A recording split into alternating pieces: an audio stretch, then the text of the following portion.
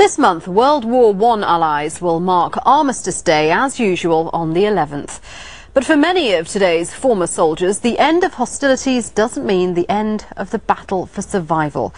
Women soldiers make up 15% of the US military, and more than 150,000 of them have served in Iraq and Afghanistan. Many of these veterans come home bearing physical and mental scars, only to face another fight against healthcare bureaucracy, unemployment and high housing costs. Denise Williams works for the American Legion, an organisation that consults with the US government's Veterans Affairs Department. Denise, welcome to you. First of all, just talk us through some of the problems these female soldiers face when they come home from service. Well, the first issue that we realize with female veterans are a lot of them, they're not even aware that they are veterans. There's the old stigma that to be a veteran, it has to be combat related, and you have to be from the old era, World War II, Vietnam, those eras. And so I think the main problem with the female veterans are they have to be aware that they're considered a veteran. A lot of people are not reaching out to the female veterans to let them be aware that they are entitled to benefits. And many of these female soldiers, particularly the ones who have been in combat situations, are coming home with traumas and with injuries.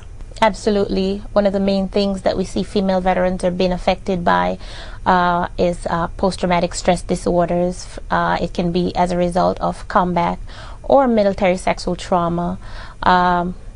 It's now, coming to light that female veterans are being affected by direct combat because there's no longer a traditional combat line.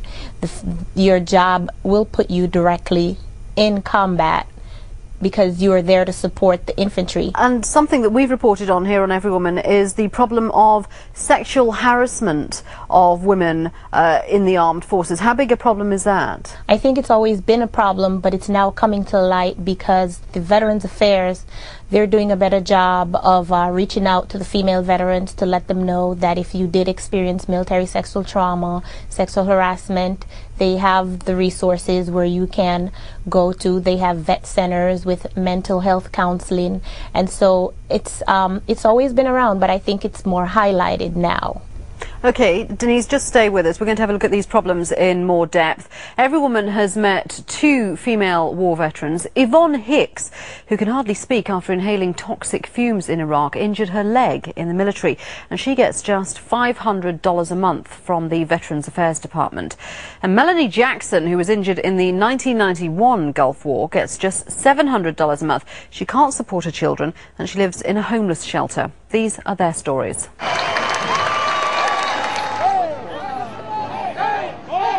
It's sad.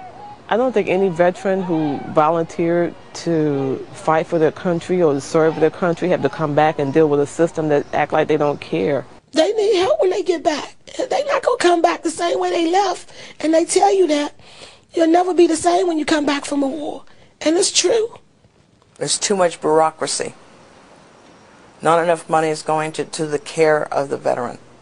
And they want to fight us in every single thing. I mean, we go through, we sign our lines to put our life on the line for this country. And when we get back, we're not supported. You had to fight over there in Iraq and Afghanistan. When you get home, you got to do the same thing. When you get back to the States, you have to fight for everything that you're entitled to. If you talk with the men and women who served in World War II and Vietnam, in the Korean conflict, they will tell you that they are still reliving what they're trying to depress that, but they still see that.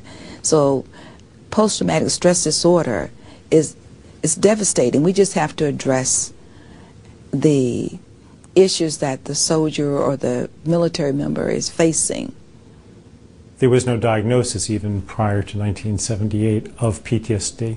So we've had about 30 years of learning about it, but it's time to learn anew what goes on for female veterans. Came back and I fell into depression, and I couldn't sleep for a period of time because I was in an environment where I kept hearing, sounds all day, every day at night.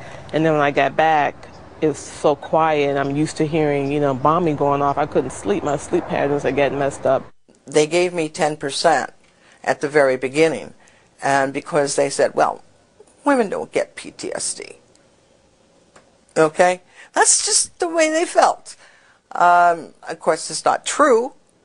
It took me 8 years to get my 100% disability. No one's going to doubt, you know, Army Ranger, Navy SEAL, that we have learned since Vietnam the story about trauma. It's a new story, and it's really not been written yet for women. So I called the